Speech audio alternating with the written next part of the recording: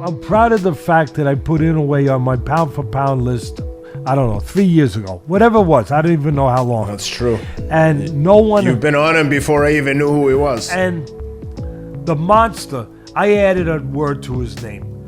Say it again. Then he plays good body shots to take body shots. He stepped out of range very effectively, controlling distance. He was very good defensively. You know. If you haven't already, please subscribe to my channel and enjoy the show. What's up, fight fans?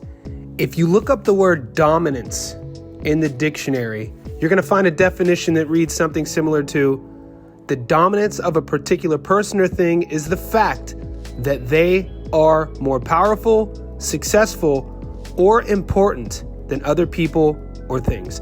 In this case, we're going to go over a statistic that absolutely blew my mind. I'm talking about the Japanese monster, Naoya Inoue, and his percentage of 10-9 rounds that he's won throughout his career and 10-8 rounds that he's won throughout his career.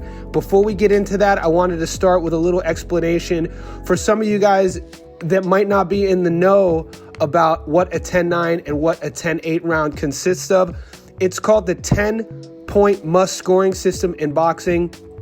If the fight goes 12 rounds, after each round, the referees and the judges will give fighter A 10 if they won the round, or fighter B 9 if they lost the round.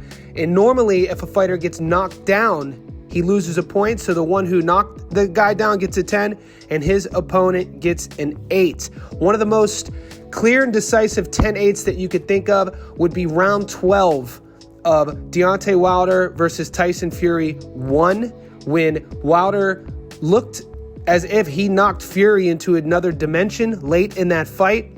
And then all of a sudden, Fury came back, rose from the dead, and finished the fight. The fight ultimately ended up a draw, but that would be an example of a clear 10-8 round when your opponent gets dropped.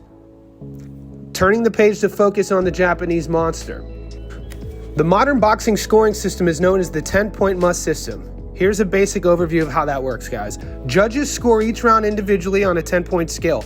Most rounds are scored 10-9, with the boxer who did better scoring 10 and winning the round, with the other fighter scoring 9. If a boxer is knocked down or hurt enough to prompt a standing count for the referee, that fighter loses a point. So, if a boxer dominates a round, controlling and landing better punches throughout, and also knocks their opponent down, the end result is a 10-8 round. If both fighters score a knockdown in the same round, the deductions cancel each other out, award a 10-8 round without a knockdown. If the fighter scoring 10 dominated the round by a huge margin, this is usually only used if a round is two-way traffic, or perhaps if a fighter was saved from a knockdown because the round expired.